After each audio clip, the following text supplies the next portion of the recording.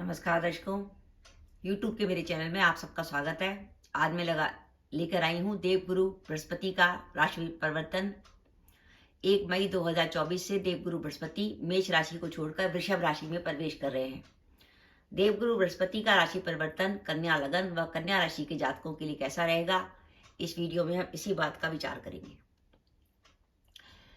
सबसे पहले हम बात करें अगर कन्या लगन की, तो इस समय कन्या लगन में देवगुरु बृहस्पति अष्टम में गोचर कर रहे हैं, जिसके कारण कन्या लगन व कन्या राशि के जातक 2023 से ही परेशान चल रहे हैं। लेकिन अब मई 2024 को देवगुरु बृहस्पति अष्टम को छोड़ देंगे और आपके भाग्य भाव में आ जाएंगे।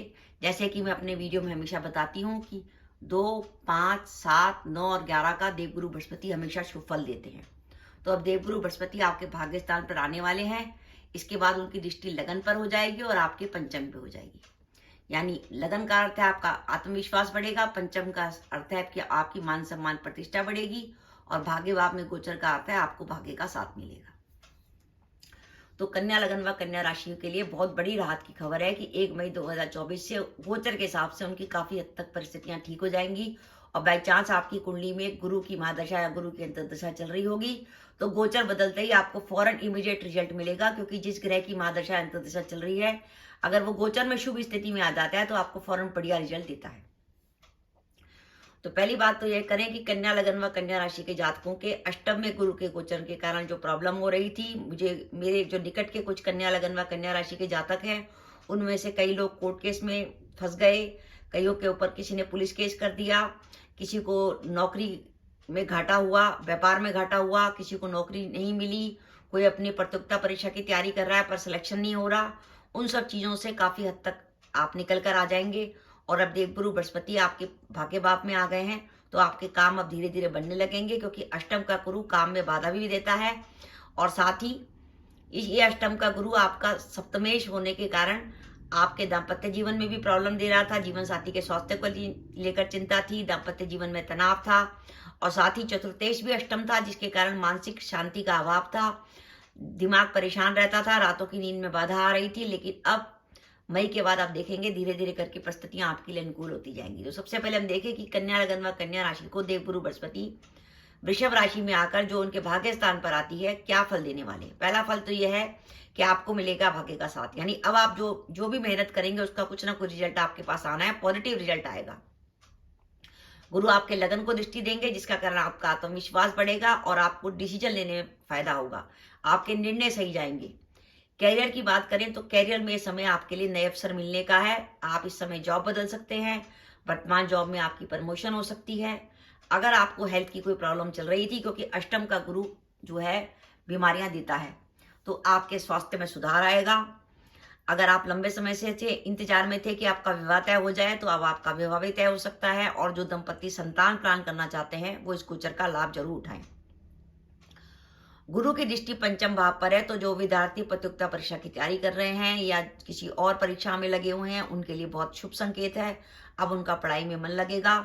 और क्योंकि सप्तमेश आपका अष्टम से निकलकर भाग्य भाव में आ गया है, तो आपके दाम्पत्य सुख में बढ़ोतरी होगी, जीवन साथी से तनावों में कमी आएगी, जो दूरी थी वो पुनः मिट जाएगी, आप दोबारा एक हो सकेंगे। और नवम भाव क्योंकि धर्म से संबंधित है, इस पे गुरु का गोचर इस बात का संकेत दे रहा है कि आने वाले 13 महीनों में आपकी कोई ना कोई धार्मिक यात्रा, किसी धार्मिक स्थल पर यात्रा जरूर होगी। गुरु आपके तीसरे भाव को देखेंगे, जिसके कारण आपको मित्रों से और सगे संबंधियों से लाभ मिलेगा। और ये गुरु का 13 महीने का गोचर आपके मन में राहत और आपके मन में सुख शांति लाएगा। अब इस गोचर में एक मुख्य बात यह है कि ये तो मैंने आपको बताया कि आपके भाग्य भाव में देवगुरु बृहस्पति का गोचर हो रहा है। ये उस स्थिति में है जब भाग्य भाव में कोई ग्रह नहीं बैठा। अब मान लीजिए आपके भाग्य भाव में कोई ग्रह बैठा हो, तो अब मैं उनके आधार पर बताती हूँ कि आपके भाग्य भाव में कौन सा ग्रह बैठा होगा, तो आपको क्या रिजल्ट मिलने वाला है। आपके भाग्य भाव में अगर ये 5 ग्रह बैठे हुए हैं, सूर्य, बुध, गुरु, शुक्र, शनि, तो ये जो रिजल्ट है गुरु के गोचर का, आपको और भी बढ़िया मिलेगा। फॉर एग्जाम्पल हम सूर्य की बात करें, अगर आपके भाग्य भाव में इस समय सूर्य बैठा हुआ है वृषभ राशि में और उसके ऊपर देवगुरु बृहस्पति का गोचर हो रहा है, तो मान के चलिए कैरियर के लिए बहुत शुभ संकेत है। आपके कैरियर से जुड़ी कोई भी महत्वपूर्ण घटना घट सकती है, आपको मनचाही जॉब मिल सकती है, प्रतियोगिता परीक्षा में सिलेक्शन हो सकता है, आपकी प्रमोशन हो सकती है, क्योंकि सूर्य के ऊपर देवगुरु बृहस्पति का गोचर हो रहा है।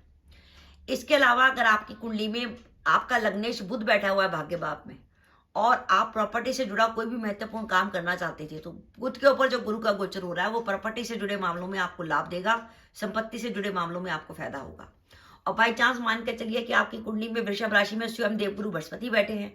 अब गुरु ही जब गुरु पे गोचर करेगा तो आपके आत्मविश्वास को बढ़ाएगा, आपको संतान सुख देगा, संतान से जुड़ी आपकी संतान शंका का निवारण होगा और आपके घर में मांगलिक कार्य होंगे।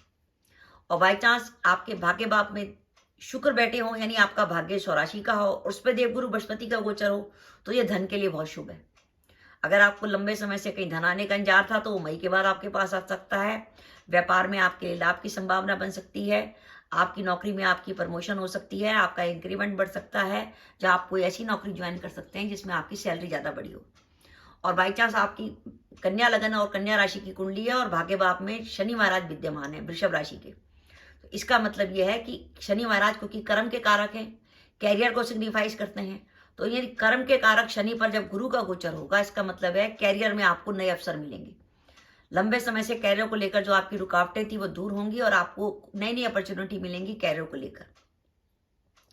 तो ये मैंने दर्शकों आपको बताया कि अगर आपका कन्या लगन व कन्या राशि है तो वर्ष 2024 में 1 मई 2024 से वो समय शुरू हो रहा है आने वाले 13 महीनों में कि देवगुरु बृहस्पति आपके भाग्य भाव पर गोचर करेंगे और आपको बढ़िया रिजल्ट देंगे। और इसके अलावा मैंने रिजल्ट तब भी बता दिया है कि आपके भाग्य भाव में सूर्य, बुध, गुरु, शुक्र या शनि बैठे होंगे तो रिजल्ट और भी बढ़िया होगा, इसे कहेंगे सोने पे सुहागा। अब आपके मन में प्रश्न उठेगा कि नहीं, मेरे भाग्य भाव में तो केतु बैठा है या मंगल बैठा है या राहु बैठा है। देखिए, अगर मंगल आपके भाग्य भाव में बैठा हुआ है तो मंगल एक उग्र प्रकृति का ग्रह है। मंगल और गुरु का जब भी कॉम्बिनेशन होता है, चाहे कुंडली में हो या गोचर में हो, तो ऐसी स्थिति में मंगल भी तीव्रता है और गुरु में भी तीव्रता है। तो आप जो है, आपकी प्रवृत्ति हो जाएगी इस समय तक, जब तक गुरु आपके मंगल पर गोचर करेगा, आप बड़ी तेजी से निर्णय लेंगे, बिल्कुल हाइपर हो जाएंगे, गुस्सा आपका तेज हो जाएगा और कई बार आप अच्छे कामों को छोड़ देंगे बिल्कुल अपनी गलत निर्णय के कारण।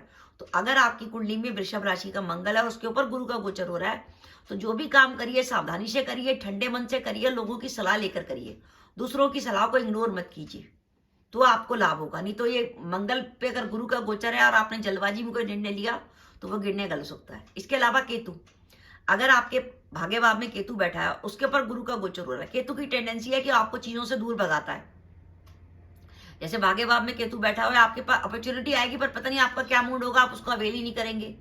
केतु आपके दृष्टि, केतु की दृष्टि आपके भाग्य भाव पर पंचम भाव पर पड़ रही है, जिसके कारण आप गुरु विद्या बुद्धि का कारक गुरु नवम पे गोचर करेगा, लेकिन आपका मन नहीं लगेगा पढ़ाई में।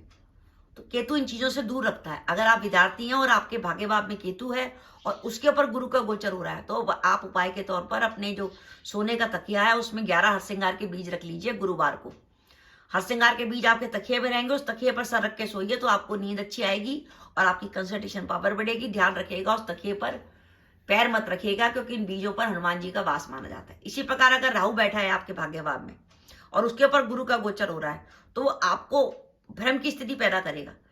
जैसे गुरु आपके तीसरे भाव से आपके भाई बहनों मित्रों को देखेगा तो मित्रों के संग भ्रम की संभावना बनेगी। आप संतान के बारे में, गुरु संतान का कारक है, संतान को लेकर किसी भ्रम की स्थिति में पड़ जाएंगे। तो उस परिस्थिति में थोड़ा संभल के चलिएगा, सोच विचार के निर्णय लीजिए। कोई भी कंट्रोवर्सी हो तो आपस में बात कर लीजिए, क्योंकि राहु केतु जैसे ग्रह भ्रम की स्थिति जरूर पैदा करते हैं, लेकिन आप थोड़े से संतुलन से काम करेंगे तो आपकी रेमेडी हो जाएगी। तो इसलिए सावधानी रखिएगा। अगर आपके मंगल, राहु, केतु आपके भाग्य भाव में बैठे हैं और उनके ऊपर देवगुरु बृहस्पति का गोचर हो रहा है। हाँ, अगर चंद्रमा आपके बैठा है और चंद्रमा पूर्ण बली है, शुभ है, और क्योंकि वृषभ राशि में चंद्रमा उच्च का होगा, शुभ ग्रहों से दर्शित है और पक्ष बल में हीन नहीं है, तो वो चंद्रमा आपको पॉजिटिव रिजल्ट देगा। आपकी जो वर्तमान लाइफ है उसमें कुछ अचानक आप देखेंगे चेंज महसूस करेंगे। आप कुछ भी काम करते हैं उसमें चेंज हो सकता है, आपके रहने की जगह चेंज हो सकती है, आपके ऑफिस में काम की जगह चेंज हो सकती है। तो दर्शकों, ये मेरा वीडियो था कि कन्या लगन व कन्या राशि के लिए एक राहत व सुख का समय आया है।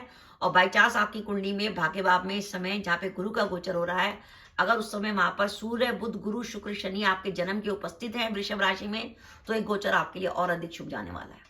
तो दर्शकों, ये मेरा वीडियो था, आपको कैसा लगा प्लीज कमेंट बॉक्स में कमेंट करके बताइएगा। इसके साथ ही अगर आप मेरे चैनल पर पहली बार आए हैं और आपने मेरे चैनल को अभी तक सब्सक्राइब नहीं किया तो कृपया मेरा चैनल सब्सक्राइब कर दें, साथ ही बेल आइकन को भी दबा दें, जिससे जब भी मैं अपनी वीडियो अपलोड करूं उसकी नोटिफिकेशन आपको मिल जाए और आप मेरा वीडियो देख सके। इसके साथ ही नमस्कार दर्शकों, जय माता दी।